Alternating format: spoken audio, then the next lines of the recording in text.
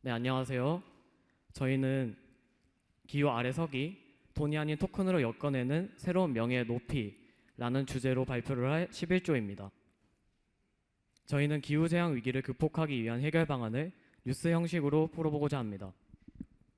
그럼 바로 11조 뉴스룸 시작하겠습니다. 시청자 여러분 안녕하십니까? 2036년 6월 4일 뉴스룸 특별기획 진행을 맡은 앵커 서진우입니다. 오늘로 우리 사회의 패러다임을 바꾼 기후 토큰이 도입된 지 10주년입니다.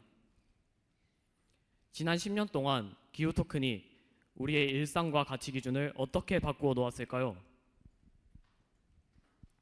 불과 10년 전만 해도 기후 정책은 탄소세, 보조금, 벌금처럼 돈으로 사람의 행동을 유도하는 방식이었습니다. 하지만 이런 방식은 기후재앙 위기를 돈이라는 기존의 기후체계 안에서 해결하려는 한계를 가지고 있었습니다. 이러한 한계 속에서 탄생한 것이 바로 기후 토큰입니다. 기후 토큰은 물건을 사고 파는 화폐가 아닙니다. 그 사람이 지구를 위해 얼마나 책임있게 살아왔는지를 증명하는 새로운 명예의 높이입니다. 시민들은 이 웨어러블 기기를 통해 기후 토큰을 저장하게 됩니다. 에너지 절약, 대중교통 이용, 생태 보호에 이르기까지 일상의 친환경 활동이 실시간으로 기록됩니다. 그렇다면 도입 10년이 지난 지금 시민들은 이 거대한 변화를 어떻게 체감하고 있을까요? 지금 바로 현장의 목소리를 들어보겠습니다. 저는 이 변화가 일상 가까이에서 느껴졌어요. 특히 사람들이 서로를 보는 방식이 많이 달라진 것 같아요. 사실 재밌는 게 저희가 처음 만나게 된 계기도 기후 토큰이었거든요. 예전 같으면 누군가를 처음 볼 때 직업이나 학력, 취미를 먼저 물어봤을 텐데 요즘은 기후 토큰 기록을 보면 이 사람이 어떤 가치관을 가지고 살아왔는지 알 수 있다고 생각해요. 저도 처음에는 단순히 토큰 수치가 높아서 호감을 느꼈다기보다는 그 기록을 보고 이 사람이 삶 속에서 공동체와 지구를 위해 진심으로 행동해 왔구나라는 것을 알게 되었고 그게 기억에 남았던 것 같아요. 그래서 기후 토큰은 단순 수치라기보다는 이 사람이 어떤 삶의 태도를 가지고 살아왔는지 그리고 이를 통해서 사회적 신뢰의 기록을 남기는 행동이라고 생각합니다. 또 비슷하게 생각해요. 예전에는 기후행동이라고 하면 텀블러를 쓰거나 전기를 아끼는 정도로만 생각하는 경우가 많았잖아요. 그런데 요즘은 그런 작은 실천뿐만 아니라 지역에서 꾸준히 참여하는 기후활동들도 제 토큰으로 남게 되더라고요. 제가 환경 관련 분야 취업을 준비하면서 면접을 본 적이 있었는데 그때 대학 시절에 참여했었던 탄소 중립 프로젝트나 생태계 보호 활동 같은 기록들이 제 토큰에 남아 있었어요. 면접에서 이 부분을 좋게 봐주신 것 같아요. 면접관님께서 제가 말로만 이 분야에 관심이 있다고 하는 게 아니라 정말 오랫동안 행동한 게 눈에 보인다고 말씀해 주셨거든요. 그때 기후 토큰이 단순히 점수로 평가되는 스펙이 아니라 제가 어떤 문제의식을 가지고 살아왔는지를 보여주는 하나의 기록이 될 수 있을 거라 느꼈어요. 그래서 이제 기후 토큰은 한 사람의 기후 행동을 기억해주고 인정해주는 명예의 증표가 아닐까 생각합니다. 네, 인터뷰 감사드립니다. 안녕하십니까. 이번 뉴스토렌 진행을 맡게 된 박신커입니다. 네, 이제는 이 기후 토큰이 사람 사이의 신뢰를 의미하는 지표로 자리매김한 것 같은데요. 하지만 긍정적인 측면만 있을 순 없겠죠. 그래서 오늘 이 자리에 각 분야의 전문가 6분들 모시고 기후 토큰에 대한 심층 토론 나눠보려고 합니다. 네, 먼저 환경 전문가 2분 모셨는데요. 원지혜 환경 전문가님, 이 기후 토큰이 정말 환경적인 측면에 긍정적인 효과가 있습니까? 안녕하십니까. 환경 전문가 원지혜입니다. 저는 기후 토큰 제도를 매우 긍정적인 시각으로 바라보고 있습니다. 기후 토큰으로 인해 전 세계가 기후 위기에서 벗어나고 있기 때문입니다. 기후 토큰 국제협약에 가입한 72개국의 공동 보고서에 따르면 기후 토큰 제도 도입 이후 가입국의 1인당 연간 탄소 배출량은 평균 7.2톤에서 4.5톤으로 감소하였고 재생에너지 발전 비중은 28%에서 67%로 증가하게 되었습니다. 특히 시민들이 플라스틱 사용을 줄이고 재사용 용기를 사용하면서 해양 쓰레기 지대의 증가 속도가 크게 둔화되게 되었습니다. 과거에는 기후 문제가 환경부나 환경단체가 해결해야 할 문제로 인식되었습니다. 그러나 기후특권 제도 도입 이후에는 기후 문제를 기업이나 학교 등 다양한 사회 영역에서 중요한 운영 기준으로 받아들이게 되었습니다. 니클라스 루만의 사회 체계 이론 관점에서 이를 본다면 기후 토큰 제도는 환경 문제를 사회 중심 시스템 안으로 잘 내재화한 결과라고 할 수 있습니다. 기업은 기후 토큰을 지속 가능성 지표로 활용하게 되었고 또한 정부는 정책 평가 기준으로 활용하게 되었습니다. 따라서 이는 시민들이 자발적으로 기후 행동에 참여하는 사회를 만들게 되었습니다. 결국 기후 토큰은 외부의 환경을 사회 전반적인 시스템 안으로 끌어들여 실제 탄소 감축과 또한 생태계 회복을 이끌어낸 새로운 환경적 전환이라고 할 수 있습니다. 이상입니다. 네, 탄소 배출량이 줄어드는 등 실질적인 성과를 거두고 있군요. 하지만 분명 사각지대도 존재할 텐데요. 박준혁 전문가님 어떻게 생각하시나요? 네, 안녕하십니까. 환경 전문가 박준혁입니다. 앞선 전문가분께서 말씀하신 것처럼 전 세계적으로 보았을 때 탄소 배출량이 줄어들고 재생에너지 발전의 비중이 늘어난 것은 매우 긍정적인 수치입니다. 하지만 저는 조금 우려의 시각으로 기후 토큰을 바라보고 있습니다. 그 이유는 웨어러블 기기가 아직 상용화되지 않은 개발도상국의 경우 오히려 지난 5년간 1인당 탄소 배출량이 3.3톤에서 3.8톤으로 증가하는 추세를 보였습니다. 또한 국내 기후 토큰 플랫폼 가입자 수도 3,900만 명에서 더 이상 유의미한 증가세를 보이고 있지 않습니다. 저는 이러한 기후 토큰의 근본적 한계 원인을 인간의 행동만을 측정하고 토큰으로 집계하는 방식에서 찾았습니다.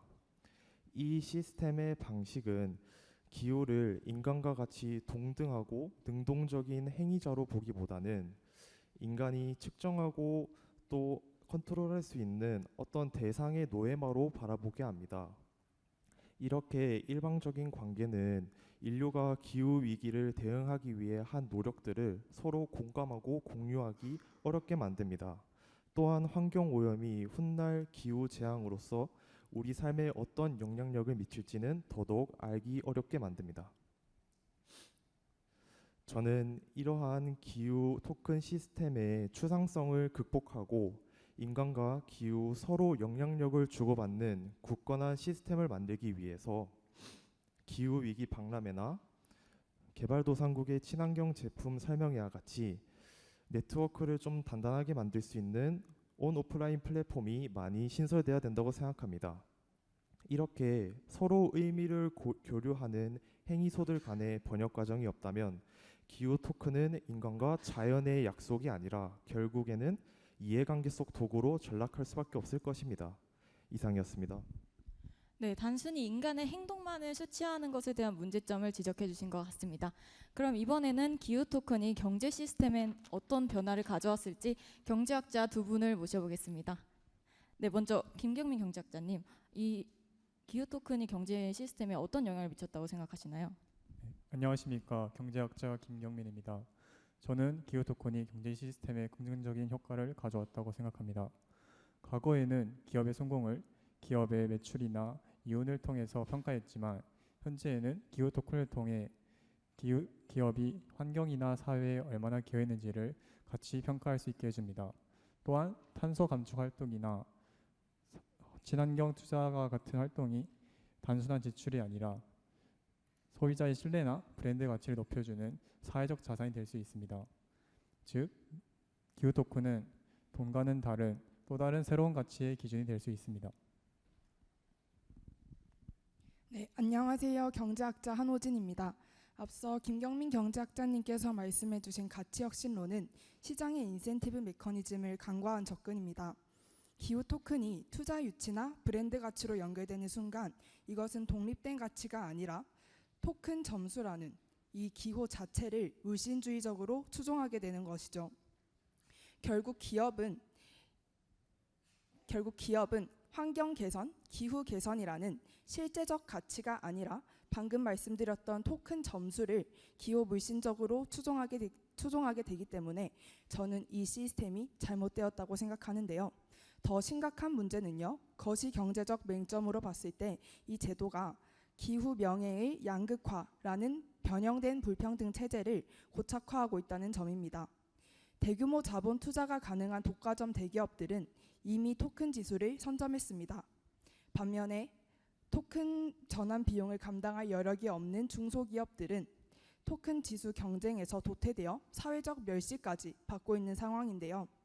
소비자 입장에서 기후 토큰 지수가 낮은 중소기업들을 볼 때 이 기업은 기후 토큰을 생각하지 않는구나, 환경을 생각하지 않는구나 라고 자연스럽게 떠올려지게 되는 것이죠. 그래서 저는 과거의 자본의 격차가 현재 토큰의 격차로 대물림되는 것에 추가로 사회적 명예까지 실추되는 이 시스템이 과연 과거 자본의 질서와 본질적으로 무엇이 다르다고 할 수 있을까요? 저는 오히려 더 심각한 문제를 가져왔다고 생각하는데요. 김경민 경제학자님, 이 부분에 대해서는 어떻게 생각하시나요? 상대 측에서는 기후 토큰이 또 다른 화폐처럼 작동할 수 있다고 하였습니다. 하지만 기후 토큰은 돈과는 목적 자체가 다릅니다. 돈은 경제적 성과를 평가할 수 있게 하는 지표라면 기후 토큰은 기업이 사회나 환경에 얼마나 기여했는지를 평가할 수 있게 하는 지표입니다. 기후위기 시대에서는 경제적 가치뿐만 아니라 사회적인 기여 또한 같이 평가할 수 있어야 합니다. 이에 따라서 기후 토큰은 시장이 미처 인지하지 못했던 새로운 가치의 기준이 될 수 있습니다. 이상입니다. 네, 기후 토큰이 화폐를 넘어서 새로운 가치 기준이 되었다는 반론 잘 들었습니다. 그럼 이번에는 기후 토큰이 사람들의 심리에는 어떤 변화를 가져왔을지 두 분의 심리학자 모시고 말씀 나눠보겠습니다. 먼저 김민영 심리학자님, 어떻게 보시나요?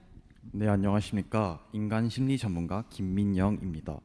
기후 토큰이 우리 사회에 가져온 심리적 변화는 정말이지 거대한데요. 한마디로 인간 고유의 인정 욕구와 평판 심리를 완벽하게 파고들어 우리 사회를 치유해 나가고 있습니다. 과거 기존 자본주의 사회를 한번 돌이켜 볼까요?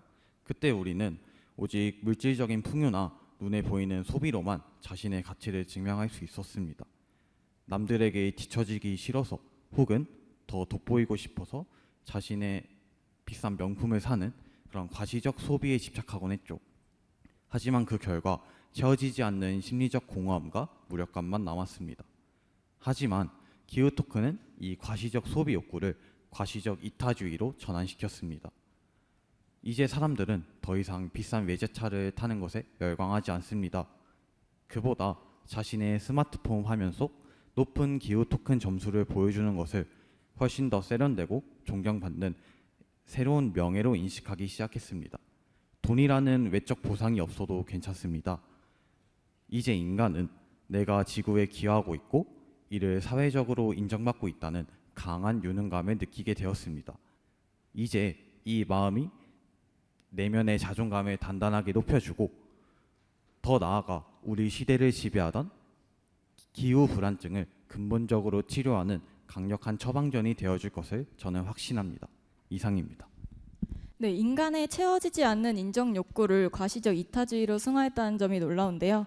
네, 하지만 일각에서는 이 웨어러블 기기로 감시받는 듯한 스트레스를 받는다는 목소리도 있었습니다. 정여원 심리학자님은 어떻게 생각하시나요? 네, 안녕하세요. 심리학자 정여원입니다. 반대측의 시선에서 보면 이 시스템은 인간 심리를 치유한 것이 아니라 오히려 정신적 억압과 강박을 낳았을 뿐입니다. 기후 토큰은 인간의 순수한 선의를 점수화함으로써 행동의 자율성을 완전히 말살했습니다.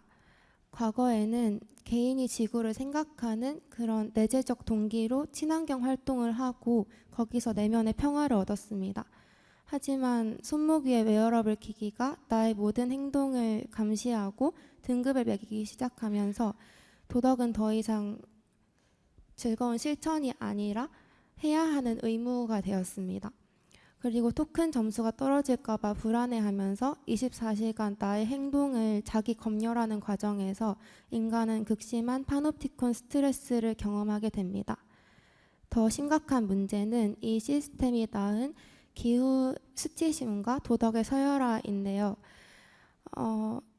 시간적 경제적 여유가 없어서 그만큼 기후 토큰을 쌓지 못한 이들은 사회적으로 지구를 좀먹는 이기적인 낙오자라는 낙인이 찍혀서 심각한 자괴감에 빠지기도 합니다.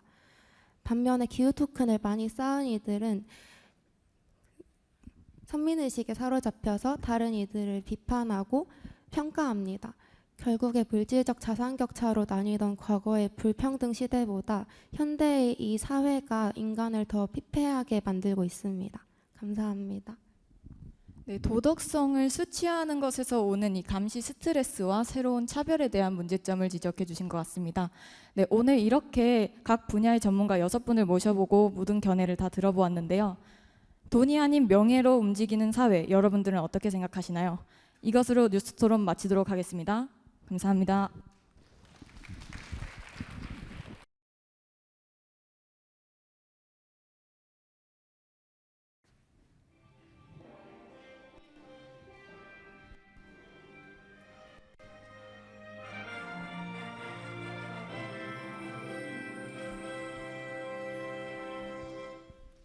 시청자 여러분 안녕하십니까? 12시 뉴스 진행을 맡은 진행자 이승현입니다. AI가 인간 노동을 대신하고 있는 가운데 인간 노동은 과연 어떤 가치로 남을 수 있는가에 대한 주제로 오늘 뉴스 진행해 보도록 하겠습니다. AI는 점점 더 빠르게 정확하게 발전해 나가고 있습니다. 하지만 인간 노동은 상대적으로 느리고 실수도 하곤 하는데요. 인간 노동의 의미는 과연 어떻게 남을 수 있을까요? 오늘은 AI 시대의 현재와 미래 도시의 모습을 보겠습니다. 먼저 현재 도시 연결하겠습니다. 현재 도시에서는 AI로 인해서 일자리를 잃은 시민과 AI를 활용해서 취업을 준비하고 있는 취업준비생 시민의 모습이 보입니다. 현재 도시 정지혁 리포터 연결해서 현 상황 더 자세히 알아보도록 하겠습니다. 정지혁 리포터. 안녕하세요. 현장에 나와 있는 정지혁 리포터입니다.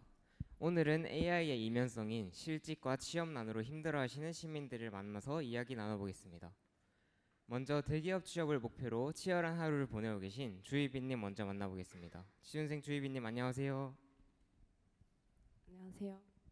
네, 먼저 AI 발전으로 요즘 기업의 채용 인원이 감소되고 있습니다.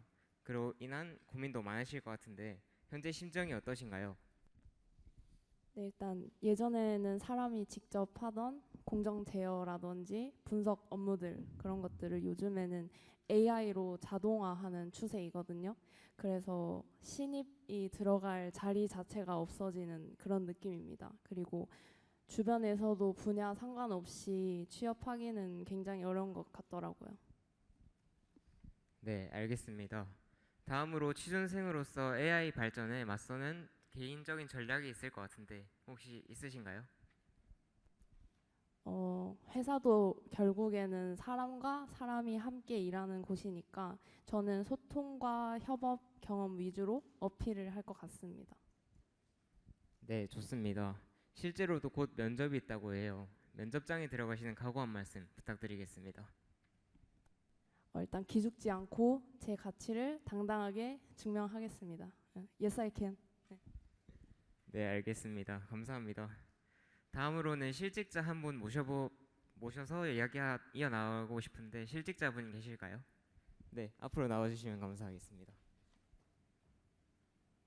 안녕하세요. 안녕하세요. 네, 자기소개와 함께 실직한 기간이 어느 정도 되는지 궁금합니다. 안녕하세요. 저는 한 달 전에 실직을 하게 된 최혜원입니다. 처음에는 너무 당황스러웠고요. 제가 회사에 필요 없어진 사람이 된 걸까 봐 굉장히 걱정했습니다. 네, 알겠습니다. 그럼 혹시 실례가 되지 않는다면 실업하신 사유와 실업하셨을 때 당시 기업의 상황 또한 궁금한데요. 회사에서 자동 AI 시스템을 도입하게 되면서 인력 감축이 진행되었습니다. 저도 그 대상자 중 한 명이었는데요. 회사를 위해서 정말 열심히 일해왔는데 한순간에 직장을 잃게 되니까 굉장히 허무했습니다. 네. 그럼 이런 AI 시대에 맞서서 저희의 일자리를 지키거나 아니면 다시 재취업을 하기 위해서 미리 대비해야 할 것이 있나요? 이제는 단순 반복 노동만으로는 저희가 살아남기 힘든 사회인 것 같고요. 변화하는 사회만큼 저희도 열심히 공부해야 된다고 생각합니다. 또 AI를 단순히 너무 두려워하기보다는 저희와 같이 일할 수 있는 협력체로 생각하는 태도도 필요하다고 생각합니다. 추가적으로 저 같은 경우는 AI가 하기 힘들어하는 인간과 인간을 연결하는 일에 조금 더 집중해서 취업을 다시 준비해 보려고 합니다. 네, 좋습니다. 오늘 귀한 시간과 훌륭한 답변 다시 한번 감사드립니다. 오늘은 취준생 주희빈님과 실업자 최혜원님 만나보았습니다. 이렇듯 기술의 진보가 누군가의 생계를 위협하는 무기가 되지 않도록 대책 마련이 시급해 보입니다. 이상 현장의 정재욱 리포터였습니다. 감사합니다. 네, 현재 상황 잘 보았습니다. 이처럼 AI는 누구에게 편리함도 주지만 다른 누군가에게는 불안과 실직의 요소로도 작용한다는 모습 잘 보았습니다. 그렇다면 이번에는 2050년 미래도시인 휴먼 루프시티에 나가 있는 박정현 리포터 연결해 보도록 하겠습니다. 이 도시에서는 인간의 공감과 책임 있는 판단을 H포인트라는 새로운 가치로 인정하고 있다고 하는데요. 미래도시 현장 연결해 보도록 하겠습니다. 네, 현장에 나와 있는 박정혁 리포터입니다. 저는 현재 미래도시 휴먼루프시티에 나와 있습니다. 이 휴먼루프시티에서는 AI와 인간이 함께하는 시대에 인간의 노동 가치를 재정의하고 그 가치에 보상하기 위해서 H포인트라는 새로운 화폐 가치를 도입해서 많은 화제를 불러일으키고 있습니다. 그럼 오늘은 이 휴먼루프시티에 실제 거주 중이신 시민 한 분을 인터뷰하면서 이분들은 어떤 모습으로 삶을 살아가고 계신지 알아보도록 하겠습니다. 네, 안녕하세요. 오늘 인터뷰 협조해 주셔서 정말 감사합니다. 실제 휴먼루프시티에 거주 중이신 시민분이 맞으실까요? 맞지. 네, 감사합니다. 그럼 이 휴먼루프시티에 대해서 많은 시민분들이 가장 궁금해하는 점에 대해서 여쭤보도록 하겠습니다. 다른 도시에는 존재하지 않는 H포인트라는 새로운 화폐 가치가 이 도시에 존재하는 것으로 알고 있습니다. 그럼 이 일상생활 중에 이 H포인트가 어떻게 발생하는지에 대해 시청자분들께 소개해 주실 만한 사례가 있을까요? 저번 주에 있었던 일인데 저번에는 이런 일도 있었지. 아니, 병원을 왔는데 키오스크라는 게 뭐야? 글자도 작고 어떻게 만지는지도 모르겠고 통 알 수가 있어야지. 어르신께서 키오스크를 사용하시는데 어려움이 있으신가 보다. 내가 가서 도와드려야겠어. 안녕하세요, 어르신. 제가 도와드릴까요? 아이, 그래주면 나야 고맙지, 학생. 지금 글자도 안 보이고 어떻게 만지는지를 아예 모르겠어. 이렇게 하면 글씨를 더 크게 볼 수 있고 이렇게 하시면 접수까지 완료하실 수 있어요. 아, 이제야 글자가 보이는구만. 고맙네, 학생. 아니, 다름이 아니라 요즘 정부에서 포인트를 준다고 하더라고. 여기 지문을 한번 대봐. 아, 정말 그래도 될까요? 감사합니다. 당연하지. 어르신께서 곤란해 보이셔서 도움을 드린 건데 포인트까지 받게 되다니 정말 뿌듯하다. 네, 소개해 주신 첫 번째 사례가 시청자분들의 이해를 돕는 데 정말 많은 도움이 된 것 같습니다. 감사합니다. 네, 소개해 주신 사례를 통해서 H포인트가 인간만이 실현시킬 수 있는 노동의 형태 중 하나인 돌봄이라는 노동의 형태가 어떻게 실현되며 그로부터 H포인트가 어떻게 생산되는지까지 살펴볼 수 있었습니다. 그럼 여기서 추가적으로 한 가지를 더 여쭤보고 싶습니다. 말씀해 주신 사례와 같이 똑같이 노동을 하는 경우 모든 경우에 대해서 H포인트가 똑같이 환산되는 것인지 알고 싶습니다. 그래서 이에 대해서 추가적인 사례 한 가지만 더 소개해 주실 수 있을까요? 아니야. 저번에는 포인트를 못 받은 사람도 있었어. 그때는 어떤 일이 있었더라? 아니, 카페에 왔는데 여기도 키오스크가 있잖아. 아니, 여기도 글자도 안 보이고 이건 또 어떻게 만져야 되는지 아무것도 모르겠어. 저 할아버지 도와드리고 나 포인트 받아서 콘서트 가야지. 할아버지, 제가 도와드릴게요. 아이, 그래주면 나야 고맙지, 학생. 나는 따뜻한 아이스 아메리카노를 마시고 싶거든. 아이스 아메리카노에 따뜻한 게 어딨어요. 아니 나는 따뜻한 아이스 아메리카노를 아이스 마시고- 모르세요? 아이스? 나는 차가운 따뜻한 거잖아요. 아이스 아메리카노를 마시고 이 할아버지가 말이 안 통하네. 따뜻한 아메리카노로 아이고. 해드릴게요. 아이, 저희 가서 고맙네, 받으시면 학생. 돼요. 고맙네. 학생. 아 그리고 그 H 포인트 아시죠? 아이 그 있지 당연히. 저 그거 좀 받고 싶은데. 아이 그래. 아니 저는 왜 포인트 안 줘요? 아니 도와드렸잖아요. 나 콘서트 가야 하는데. 네, 소개해 주신 두 번째 사례 잘 들었습니다. 이 두 번째 사례를 통해서 모든 형태의 노동이 동일하게 H포인트로 환산되지 않는다는 것을 확인해 볼 수 있었습니다. 네, 오늘 인터뷰 협조해 주셔서 정말 감사드립니다. 네, 지금까지 휴먼루프 시티에 거주 중이신 시민 한 분을 만나보며 이분들은 어떻게 삶을 살아가고 있는지 살펴볼 수 있었습니다. 지금까지 휴먼루프 시티 현장에 나와 있는 박정혁 리포터였습니다. 네, 미래 현장까지 잘 보았습니다. 같은 도움인 것처럼 보였지만 한쪽은 진심으로 상대방을 도와주려고 하였고 다른 한쪽은 H포인트를 얻기 위한 수단으로 도움을 이용하였습니다.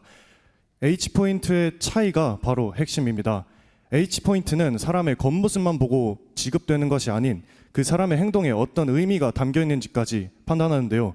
그렇다면 이렇게 쌓인 H포인트가 미래 도시에서는 어떻게 사용되고 있는지 AI 시대의 새로운 직업인 AI 검토자들의 사례를 통해서 알아보도록 하겠습니다. 다시 박정현 리포터 연결합니다.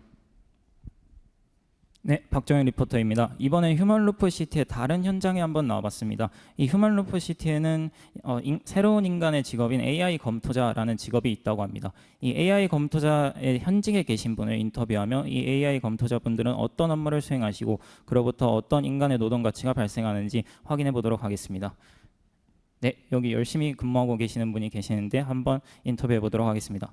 네, 안녕하십니까? 안녕하세요. 네, 시청자분들께 어떤 업무를 수행하고 계시는지 간단히 소개 부탁드립니다. 네, 저는 말 그대로 AI가 도출한 데이터와 결과물을 인간의 경험, 윤리 그리고 상생의 기준으로 최종 검토하는 AI 검토자입니다. 네, 감사합니다. 그럼 시청자분들에게 소개해 주실 만한 실제로 수행하셨던 업무 중에 구체적인 케이스 하나를 소개해 주실 수 있을까요? 네, AI는 수치적 데이터와 효율성만 고려합니다. 여기 지금 제가 보고 있는 자율주행 배송 드론의 경우에도 AI는 배송 시간을 20%나 단축했다고 판단했는데요. 제가 검토해보니 이 구역은 스쿨존과 어린이 놀이터 위를 가로지르고 있어서 극심한 소음과 안전사고를 유발할 리스크가 있었습니다. 저는 이렇게 AI가 놓친 시민들의 안전과 삶의 질을 고려하는 역할을 합니다.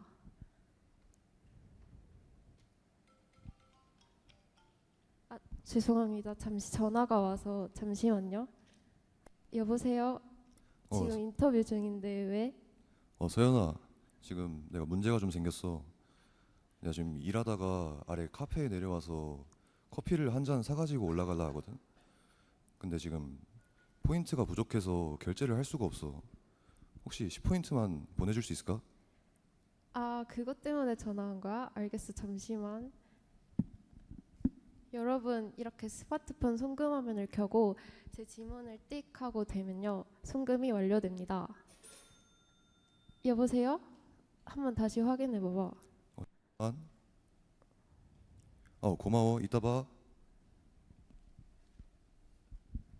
네, 방금 굉장히 흥미로운 장면을 목격한 것 같습니다. 지금 방금 지문 인식 한 번으로 동료분께 H포인트를 이체해 주신 것 같은데 맞을까요? 네, 맞습니다. 이렇게 휴먼 루프 시티에서는 새로운 토큰인 H포인트를 사용할 수 있습니다. 복잡한 계좌번호나 보안카드 없이 지문을 통해 바로 송금됩니다. 그럼 저는 이만 다시 AI가 놓친 부분을 수습하러 가보겠습니다. 감사합니다. 네, 인터뷰 협조해 주셔서 정말 감사합니다.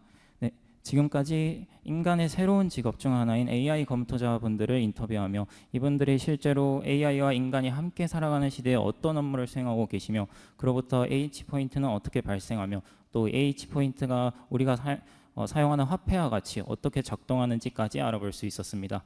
네, 지금까지 현장에 나와 있는 박정현 리포터였습니다. 네, 오늘 저희는 AI 시대의 현재와 미래 도시의 모습을 함께 살펴보았습니다. 현재의 도시는 우리에게 이렇게 묻습니다. AI가 더 빠르고 정확해질 때 인간의 노동의 가치는 과연 어떻게 남을 수 있을까요? 2050년 미래도시 휴먼 루프 시티는 우리에게 이렇게 답합니다.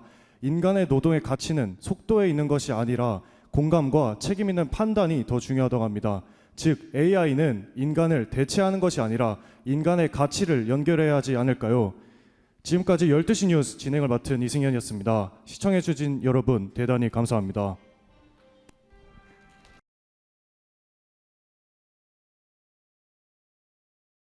네, 안녕하세요. 저희 14조는 오늘 AI 시대의 노동 문제를 수업 형식으로 진행하는 방식으로 한번 다뤄보도록 하겠습니다. 잘 부탁드립니다. 네, 오늘은 AI 시대의 노동 문제를 다뤄보겠습니다. 보통 이 문제를 AI가 일자리를 뺏는다라고 생각하는 경우가 많은데요. 오늘은 이걸 조금 다른 각도에서 봐보려고 합니다. 정말 문제가 AI 그 자체인지 아니면 인간 노동을 돈과 생산성으로만 평가하려는 방식인지를요. 지금부터 영상을 하나 틀어드릴 건데요. 이 영상에서는 한 기업에서 AI 도입과 관련하여 기업 측과 노동자 측이 부딪히는 모습을 보게 될 겁니다. 이 영상을 보면서 노동자가 원하는 게 정확히 무엇인지 한번 생각해 보면 좋을 것 같습니다.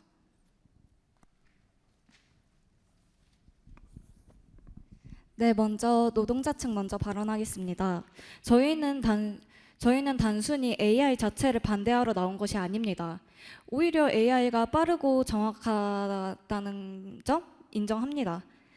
오히려 AI가 단순 노동 작업이나 계산적인 측면에서는 인간보다 더 빠를 수 있겠죠. 하지만 이를 근거로 기업에서는 단순히 저희를 쉽게 너무 자르려고 합니다.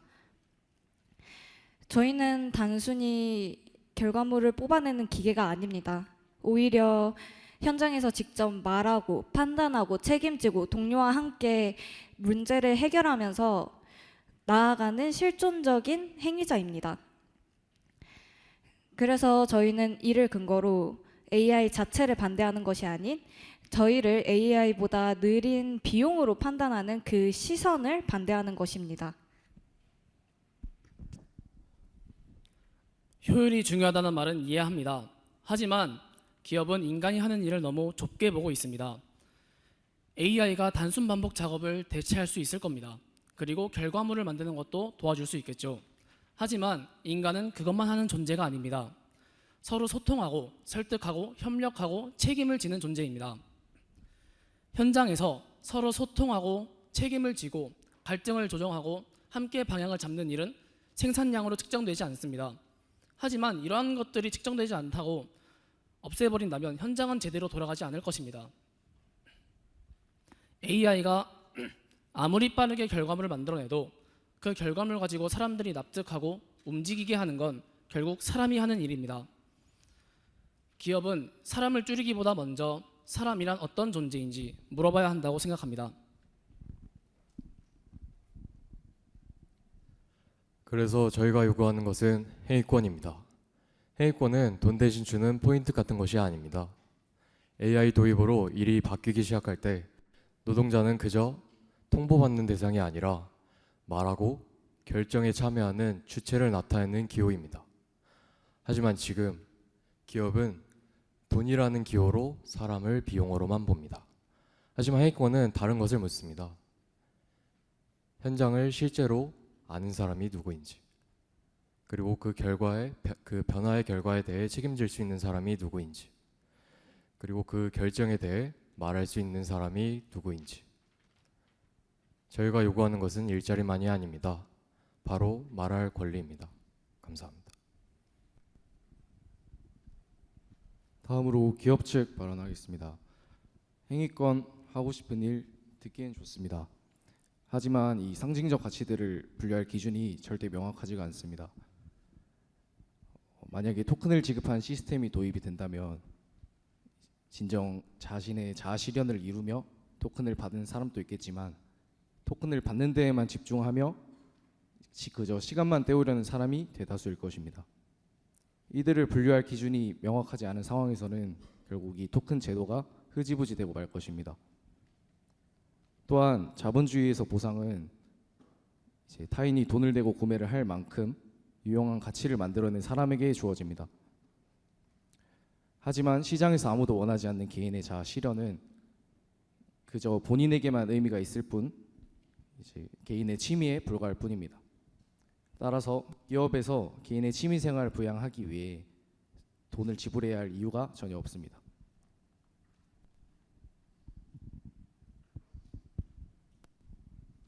네, 저는 조금 더 구조적인 측면에서 말씀드리고자 합니다. 현대 사회는 교육, 의료, 서비스, 산업 같이 여러 분야들이 서로 연결되어서 돌아갑니다. 그리고 그 연결을 가능하게 하는 것이 화폐입니다.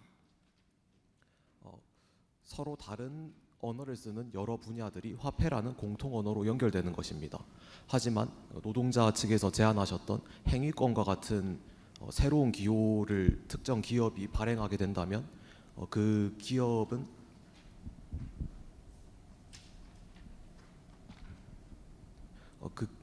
화폐라는 기호의 중요성을 좀 덜 부각하기 때문에 다른 기업이나 다른 분야와 연결되기 힘듭니다. 즉 고립되는 문제가 발생하는 것입니다. 고립 외에도 다른 문제가 생길 수도 있습니다. 니클라스 루만의 사회체계 이론에 따르면 사회를 구성하는 각 분야들은 다른 언어를 사용합니다. 노동의 언어와 경제의 언어가 다른 것입니다. 하지만 지금 경제의 언어라고 할 수 있는 화폐가 가지는 강한 영향력을 감안할 때 제시하셨던 행위권과 같은 노동의 언어와 경제의 언어인 화폐가 대등하게 대칭적으로 번역될 것이라고 기대하기는 힘듭니다. 마지막으로 지금 화폐가 중요한 이유는 예측 가능하기 때문입니다. 하지만 행위권과 같은 주관적이고 정성적인 자료에 기반하는 기호들은 예측하기 힘듭니다. 예측하기 힘든 기호는 신뢰할 수가 없고 신뢰할 수 없는 기호로는 투자를 유치하거나 시스템을 정상적으로 작동시킬 수 없습니다. 그렇다고 저희가 노동자의 말을 완전히 무시하는 것은 아닙니다. AI를 도입한다고 해서 노동자들이 현장에서 쌓아온 경험이 사라지는 것이 아닙니다. 오히려 현장을 배제하고 무리하게 AI를 도입할 경우 발생할 수 있는 불신과 반발이 저에겐 더욱 큰 손해입니다. 그러니 행위권이 기업의 발목을 잡는 장치가 아닌 AI로의 전환을 효과적으로 제대로 할 수 있는 장치라면 저희도 충분히 검토할 수 있을 것 같습니다. 이제는 저희도 질문을 바꿔야 할 것 같습니다. 누가 더 싸게 일하느냐가 아니라 누가 이 AI로의 전환을 제대로 이끌어갈 수 있느냐, 책임지고 이끌어갈 수 있느냐라고요. 감사합니다. 네, 영상은 여기까지입니다. 방금 영상에서 기업은 AI를 생산성, 비용, 그리고 효율의 기준으로 보았습니다. 반면에 노동자는 AI 그 자체가 아니라 인간을 비용으로만 보는 시선을 문제 삼았는데요. 여기서 핵심 개념은 행위권입니다. 노동자가 단순히 보상받는 대상이 아니라 AI 전환 과정에서 참여하고 말할 수 있는 주체라는 뜻입니다. 동시에 기업 측에서 측정 불가능한 가치에 대한 한계, 그리고 새로운 기호를 도입했을 때 사회와 연결되지 못할 수도 있다는 점을 지적했는데요. 혹시 영상에 대해서 발표해 볼 학생 있을까요? 네. 아니 저는 솔직히 이해가 잘 안 갑니다. 그 행위권이라는 게 뭐 노동을 하면 결과를 얻었을 때, 결과를 발생시켰을 때 준다고 했는데, 그러면 AI도 그 행위권을 받을 수 있어야 되는 거 아닌가요? AI도 노동을 하고 결과를 얻잖아요. 왜 굳이 인간만 받아야 되나요? 그리고 토큰을 발행한다고 하셨는데, 그러면 토큰을 기업에서 월급 대신 주면 그걸로 편의점에서 밥이라도 사 먹을 수 있나요? 그렇지 않으면 저는 의미가 없다고 생각합니다. 그리고 노동자 측에서 뭐 AI에 굳이 반대는 안 한다고 하셨는데, 저는 솔직히 그냥 일자리가 뺏기기 싫어서 그런 휘황찬란한 말들을 한다고 그냥 그렇게 느꼈습니다. 뭐 게다가 뭐 자아실현, 행위권 기호 뭐 이런 철학적이고 어려운 말을 쓰던데 왜 굳이 그런 어려운 말을 쓰나요? 그냥 AI가 잘하는 일은 AI한테 맡기면 되고 인간이 잘하는 일은 인간한테 맡기면 되는 거 아닌가요? 저는 노동자 측의 입장에도 공감합니다. 기업이 인간을 단순히 생산성으로만 판단하는 것은 적절하지 않다고 생각합니다. 한나 아렌트의 구분을 빌리자면 AI는 반복적이고 단순한 노동을 대신할 수 있고 결과물을 만드는 것도 지원할 수 있습니다. 하지만 인간의 행위는 불가능합니다. 타인 앞에서 자신의 의견을 말하고 결정에 참여하고 그 결과에 책임을 지는 것은 AI가 대신할 수 없는 영역입니다. 따라서 AI 시대의 진짜 문제는 일자리를 잃는 데 그치지 않습니다. 자신의 일에 대해 말하고 결정에 참여할 수 있는 권리를 잃는 것 역시 심각한 위기라고 생각합니다. 그렇기 때문에 노동자에게 필요한 것은 단순한 금전적 보상이 아니라 기술 변화의 과정에 직접 참여하고 의견을 반영할 수 있는 권리인 행위권이라고 생각합니다. 저는 양쪽의 의견을 모두 다 들어보면서 어느 한쪽만 맞다고 얘기하기 어렵다고 느꼈습니다. 기업 임원과 경제학자의 말도 완전히 틀린 것은 아닙니다. 시장에서 인정하지 않는 가치를 기업이 부양하기는 현실적으로 어렵고 화폐와 연결되지 않는 기호는 사회에서 점차 고립될 수 있다는 점에도 동의합니다. 하지만 지금처럼 돈과 효율만을 중심으로 판단한다면 점차 우리 사회가 지향하는 현장 경험과 신뢰, 협력과 같은 가치는 무너지고 말 것입니다. AI 시대의 도입은 단순히 기계를 들여놓는다고 해서 되는 것이 아닙니다. 현장 사람들이 그것을 잘 이해하고 잘 조율되었을 때 제대로 된다고 생각합니다. 따라서 저는 행위권은 기업을 방해하는 요소가 아닌 기업이 AI 시대로의 전환이 실패하는 것을 막아줄 수 있는 요소라고 생각합니다. 결국 우리가 경계하는 것은 AI 자체가 아니라 인간을 돈으로만 환산하려고 하는 방식인 것 같습니다. 네, 잘 들었습니다. 오늘의 핵심은 AI를 찬성하느냐 반대하느냐가 아닙니다. AI 시대에서 인간을 어떤 존재로 볼 것이냐입니다. 인간을 비용으로만 보게 된다면 AI는 인간을 대체할 수밖에 없습니다. 하지만 말하고 책임지는 한 주체로 본다면 AI는 인간과 함께 새로운 것을 만들어 볼 수도 있습니다. 동시에 방금 영상에서 경제학자가 지적했던 것 같이 새로운 기호가 도입되더라도 사회와 완전하게 연결되지 못한다면 결국 공허하게 남는다는 점도 중요한 과제로 남게 될 것 같습니다. 여러분은 미래에 단순히 보상받는 대상이 되고 싶으신가요? 아니면 변화에 대해서 말하고 이제 결정할 수 있는 주체가 되고 싶으신가요? 오늘 수업은 여기에서 마치고 이상으로 14조 발표 마치도록 하겠습니다. 감사합니다.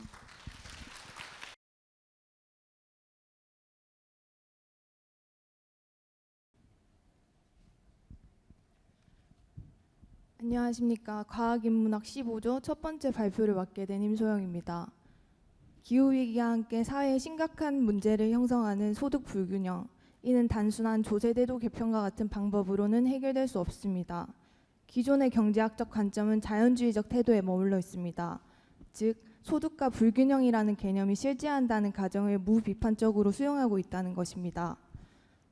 저희 조는 소득 불균형 해소를 위한 정책적 대안을 실질적으로 제시하기 앞서 후설의 현상학적 에포케를 선언합니다.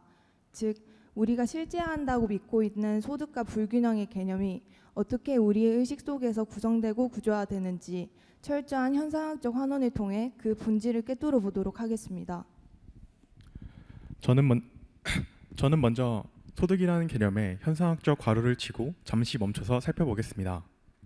본래 소득은 특정한 활동과 노동에 대한 구체적인 보상이었습니다.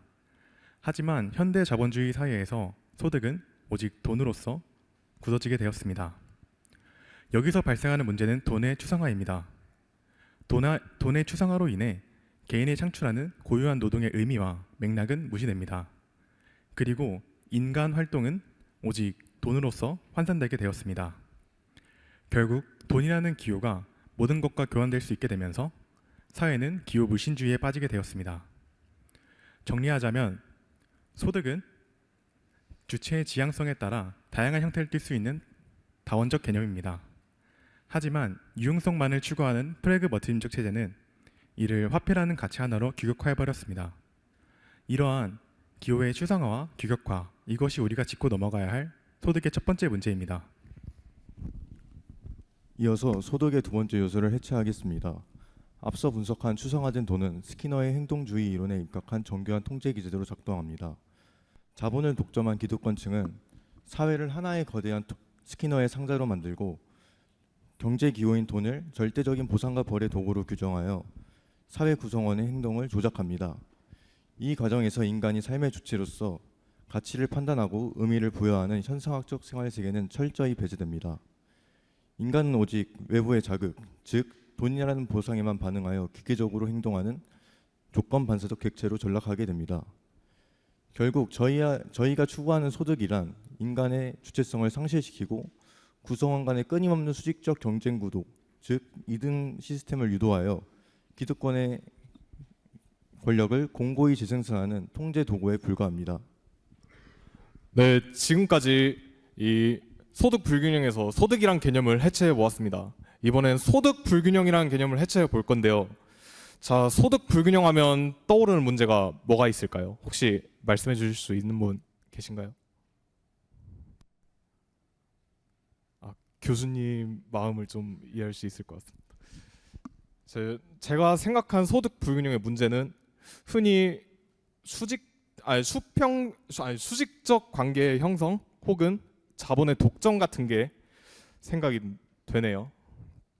근데 이것들은 소득 불균형의 결과이지 그 근본적인 문제의 원인은 아닙니다. 그렇다면 우리는 이 소득 불균형의 개념을 해체해서 이 소득 불균형과 이로 인해 파생되는 문제 그 사이의 연결고리를 찾아봐야 될 것입니다.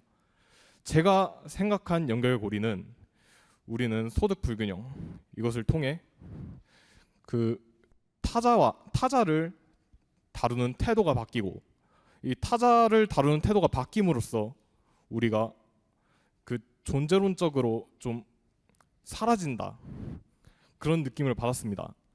이게 구체적으로 설명하면 무엇이냐? 인간은 타자와 세상과의 관계를 통해 자아를 형성하고 그리고 기하학을 만들 수 있는 능력을 가집니다. 하지만 이 소득 불균형이라는 기형적인 구조 속에서는 우리는 타자를, 세상을 단순히 경쟁의 대상 혹은 쓰고 버리는 도구 이런 걸로 대화를 시켜버립니다. 그렇다면 이때 우리는 이 타자와 세상의 본질을 제대로 파악하지 못한 채 자아를 올바르게 형성하지 못하고 우리의 기하학을 만들 수 없는 것입니다. 이때 이 중앙 집권적인 힘을 가진 것이 우리 삶 곁으로 들어옵니다. 이것들은 방금 말한 이 허점들을 이용해서 기하학이 없는 우리의 삶으로 침투해 프래그머티즘, 실용주의적인 그들이 만든 기하학을 강요하고 우리에게 기계적으로 따르라고 시킵니다.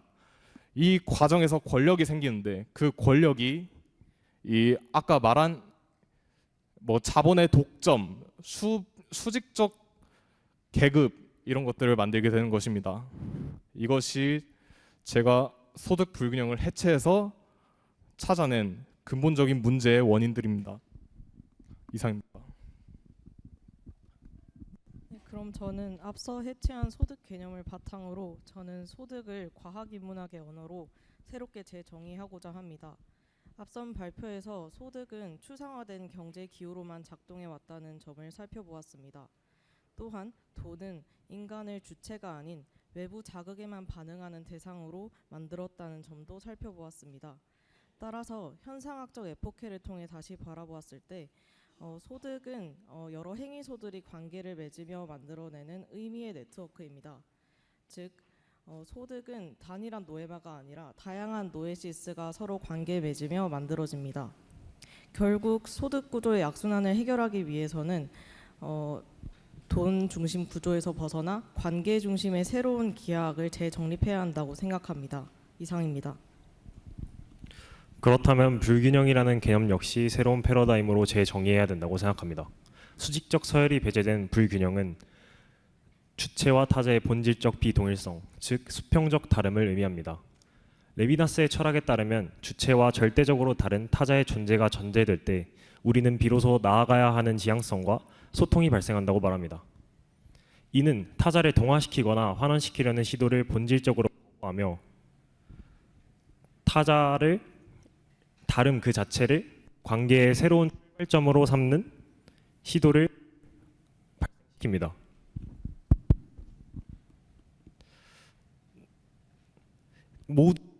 모든 개체가 동등한 상태에 놓인 평등의 상태란 그저 상호작용의 동력이 사라진 엔트로피 최대 상태에 불과합니다. 따라서 재정의된 불균형은 우리가 극복해야 하는 결핍이 아니라 새로운 의미의 네트워크를 지속적으로 생성하는 근본 원동력이라고 말할 수 있겠습니다. 앞서 재정의한 의미의 네트워크와 수평적 다름을 현실에 구현하기 위한 첫 번째 해결책으로 대안기호 토큰 경제 체제를 제시합니다. 지금의 자본주의 사회에서는 숫자로만 표시되는 단일 화폐만을 인정하고 있습니다. 그 결과 시장 가치로 환산되지 않는 다른 소중한 가치들은 무시되어 왔죠. 이렇게 행동주의적 통제를 뒷받침하는 단일 화폐의 독점을 깨트려야만 합니다. 예를 들어서 거동이 불편한 이웃을 돕는 돌봄 노동, 아니면 동네 자원 순환을 돕는 생태계 보존 활동, 대가 없이 지역의 즐거움을 행사하는 문화적 창작 활동이 이에 해당합니다. 이렇게 개별적이고 고유한 의식 작용, 즉 노에시스의 특수성을 독별적으로 인정해주는 다원화된 토큰 시스템을 구축하는 것입니다. 지금까지 사회에서 외면되어 왔던 고유한 가치들을 고유한 토큰으로 교환해 나감으로써 획일적인 가격 평가 체계를 다원화되고 수평적인 기호 교환 체계로 대체해 나갈 수 있을 것입니다. 이상입니다. 저희는 두 번째 해결책으로 지금 시스템을 동작시키는 동력의 전환이 필요함을 제시합니다. 모두 잘 알듯이 현재 시스템은 돈이라는 외부 인센티브를 통해서 사람을 통제하고 있습니다. 그렇기 때문에 저희는 이것을 극복하기 위해서 니콜라스 루만이 제시한 오토포에시스, 즉 자기 생산의 개념을 우리의 경제 시스템에 이식해야 한다고 생각합니다. 자기 생산이란 무엇이냐면 이제 사람이 외부적 통제적 보상이 없더라도 스스로 자신에게 내재된 그 수학적 본능을 활용하여 새로운 선과 자신만의 면을 그어 새로운 의미와 기하학을 창출하는 것을 말합니다. 이렇게만 말하면 되게 추상적이고 무슨 말 하는가 싶을 수 있지만 역사적으로 먼 과거부터 현재까지 이 사람의 자기 생산의 활동은 계속 있어 왔습니다. 예를 들어서 수학적 개념을 정립하고 과학적 사실을 탐구하고 이제 먼 우주를 모험하는 것, 그리고 또 철학적 사상을 제시하고 문학을 창작하는 것 등이 모두 다양한 인간의 자기 생산의 활동의 결과였고요. 이것들이 우리가 살아가는 복잡계를 연결해서 우리의 삶을 더 인류의 삶을 더 발전시키고 풍부하게 만들었다고 생각합니다. 그렇기 때문에 저희는 인간의 내재된 수학적 본능을 활용한 그 자기 생산을 동력을 하여 우리의 기존의 중앙 집권화된 것에서 탈피하는 흐름을 가지고 블록체인 기술을 활용하여서 우리 커뮤니티 내의 다양한 기여들 그리고 다양한 가치들을 다각화된 토큰으로 자생시키고 우리의 시스템 안에서 순환시키는 새로운 지역 토큰 경제로서 정립할 수 있다고 생각합니다. 네, 세 번째 해결책은 이러한 자생적 경제 구조를 공간적 윤리적으로 지탱할 기반을 마련하는 것입니다. 현대 사회는 경쟁과 효율성을 중심으로 운영되기 때문에 사람들이 서로를 경쟁 상대나 수단으로 바라보게 됩니다. 저는 이를 해결하기 위해 비목적성 리미널 광장을 제안합니다. 비목적성 리미널 광장은 이익이나 성과를 위한 공간이 아닌 서로 자유롭게 만나서 소통하기 위한 공간입니다. 이 공간에서는 타자의 다름을 인정하고 받아들이는 환대의 태도를 중요하게 생각합니다. 특히 타자를 계산적으로 대하지 않고 타자 자체를 존중하는 에로스적 환대를 경제와 사회의 중요한 가치로 제안합니다. 이러한 에로스적 환대가 확산된다면 새로운 의미의 네트워크가 형성되고 소득 불균형으로 인한 사회적 단절 또한 완화될 것이라고 생각합니다. 네, 이제 저희 15조의 논의를 취합해 보겠습니다. 저희는 먼저 돈을 실용주의 관점으로만 보면 기호 물신주의에 우리가 빠질 수 있고 또 기호 물신주의에 빠질 수 있다고 문제를 찾았습니다. 그리고 저희는 소득을 재정의한 후 그 문제에 대한 해결 방안을 3가지 찾았습니다.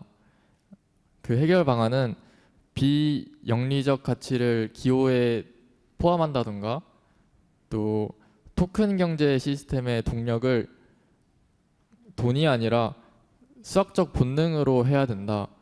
그리고 사람을 대할 때 계산적으로 대하지 말고 존중과 환대로서 그들을 대해야 한다. 이렇게 해결 방안을 찾을 수 있었습니다. 따라서 저희는